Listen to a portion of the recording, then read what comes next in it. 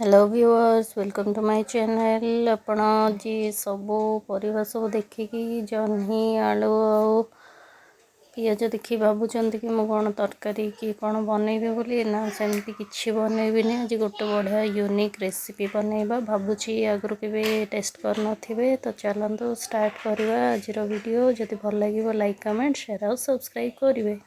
तो आज recipe start करवा आग सब वेजिटेबल्स को आमर क्लीन करदेबा जह्नीर चोपा भल से बाहर कर देकी काटिबा। तो जह्नीर चोपा जदि पूरा बाहर करने चाहूँगे पूरा बाहर करदे ना खाली जहाँ सब एजेस थाउची सेटा भी बाहर करके बनइले बहुत बढ़िया लगे। तो देखो मु सब आग सफा कर नौची। तो मु खाली एजेस सब सफा करुच्ची। आपण जदि पूरा चोपा बाहर करेंगे चलो किंतु मु पूरा चोपा बाहर करिविनी। तो मो सब जा क्लीन करदेला परे आपन को देखाउची आगो को कौन केमती करवा। A few moments later. देखंतु मु सब जाक वेजिटेबल्स को क्लीन करके काटिकी धोई देइची पूरा। तो एबे खाली जह्नी को आमे काटिबा तापर कौन केमती करवा रेसिपीटा देखैबी। तो जी भी भाबुथिबे तरकारी की किछि बनैबी तो सेमती किछि बनैबिनी, प्लीज वीडियो अधारो स्किप करिवेनी। तो जह्नी सब को प्रथमे आमे काटिदेबा। चाहूथे जदि एमती भी काटि पारिबे नले छोट छोट करी भी काटि पारिबे। तो मु आग जह्नी सब काटि दउची तापरे नेक्स्ट स्टेप कौन करवा देखाउची। मो जह्नी काटिबा भितर आपण मैंने जदि फर्स्ट टाइम देखुं सब्सक्राइब करनियंतु और जदि वीडियो भल लगे लाइक कमेंट और शेयर करंतु। तो मोर जह्नी कटा सरीला तापरे एबे देखंतु पियाज सब को छोट छोट आम जमी ऑमलेट ए सब काटती सेमती छोट छोट करके काटी नबा। छोट छोट करके गोटे पियाज बड़टे गोटे छोट नहीं मु आप जह्नीर क्वांटिटी हिसाब से पकई पारे ना पियाज जदि अधिक पसंद भी अधिक नहीं पारे बहुत बढ़िया लगे कि खराब हेनी टेस्ट। तो देखो मु पियाज सब को चुन चुन कर काटी देइची। तापर पियाज सब रखीदबा आलू को रखि पानी रे टिके बतरेकी ना कला पड़ीजिवो।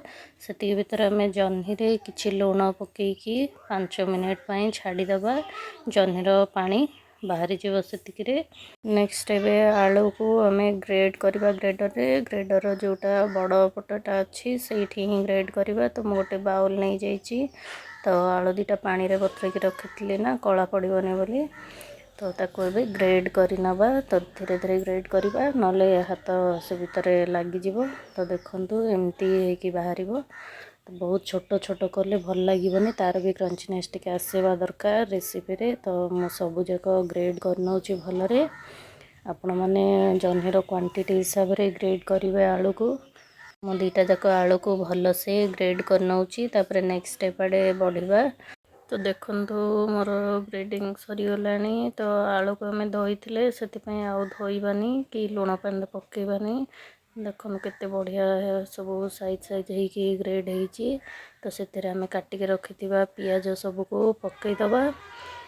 पियाज पकईवा पर आम जो जह्नी को रखी लुण रे पकईकी तो सेटा को चिपुड़ी नबा। जह्नी पानी बाहरी जीव चिपुड़ी चिपुड़ी से सब जाक पकईवा।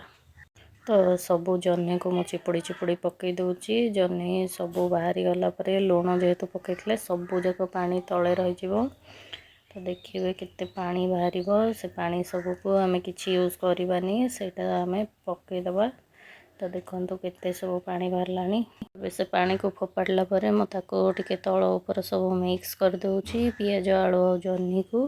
तो से आम ए सब मसला पकईबा। तो फास्ट स्वाद अनुसार लुण पकईदबा। आपणकर सब्जीर क्वांटिटी हिसाब से आप लुण देवे। तो लुण पकईला किसी चिकेन मसला ऐड करुच्ची फ्लेवर पाई। तापर हलदी गुंड और लंका गुंड मत टे अधिका राग दरकार से अधिका लंका गुंड पकाउची 2 चामच अधे भाया। तो आप चाहिए कम पकई पारे। तापर पकई देची किसी गरम मसला।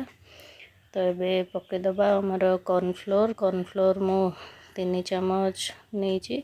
आपणकर आवश्यकता अनुसार आप ने सब्जी सब बाइंड होगापाई खाली सेटा। तापर पकईदबा बेसन। तो बेसन भी 4 चामच पाखापाखि नहीं मु सब जाक बाइंड करने ना जह्नीर मॉइस्चर ना चल जाइए अधा किंतु आलू आ जो पियाजर मॉइस्चर अच्छी तो से नहीं सब। तापर अल्प जीरा पकई देची। एबे पकईदबा अल्प जुआणी को घसिकी पकईबा डाइजेशन भी भल। तो ये सबू पकेला परे मु अल्प पानी आनी किंतु यूज करिविनी कहीं सब सब्जीर मॉइस्चर अच्छी तो ताको आम भल से मिक्स करना जदि दरकार हुए यूज करवा। तो देखो मु भल से मिक्स कर नौची जदि पुणी थे किसी दरकार हुए पानी हो कि आमर बेसन सब तो देबा किंतु एबे किसी दबानी। तो भल से ताको मिक्स करना बाइंड हो सब जाक भल से। तो आपण मैंने देखिपे मु टिके भी पानी यूज करनी जहाँ सब मॉइस्चर थिला सब्जीर से ही भल से मिक्स हो जाइए। तो आमर पूरा मिक्स हो मसला पूरा तैयार हो जाइए। देखो केते बढ़िया देखा जाउची। तो ये बनइबार टाइम तो मु तावा बसई देछि बनइबा। तो तावा गरम होला भितर पुणी थे टिके मिक्स करदेबा टिके टिके गलैकी तापर पकेबा जदि आप चाहिए तावार करें ना तेलर भी फ्राए कले चलो। मु तावार करुच्ची। तो देखो छोट छोट गुला करदेबा आपन को जदि छोट साइज दरकार छोट पकेबे ना बड़ पकेबे।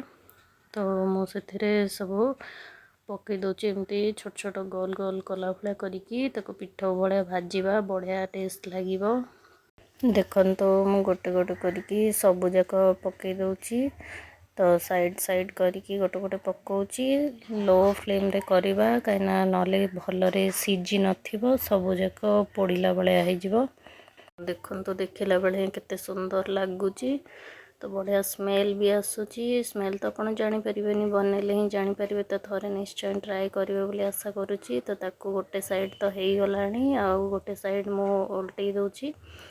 तो उल्टई देला परे बहुत कम समय भितर यहाँ रेडी हो जाउची और बहुत बढ़िया लगुच टेस्ट भी। और ये तो जेहेतु खरा दिन तो पखाल सब खाइले भी भल लगे ना इवनिंग टाइम रे स्नैक्स पर खाइले भी भल लगे।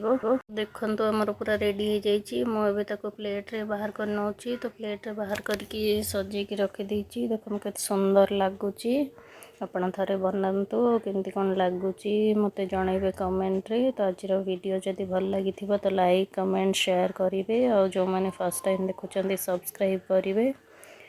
तो चलतु आज वीडियो एतिक शेष करवा। तो खाइबा टेस्ट करी कहे आपण बनइला परे कौन केमती लगिला। Thank you for watching next video बहुत जल्दी आसीबो। तो आपण मानक सपोर्ट एमती थाउ। बाय बाय जय जगन्नाथ।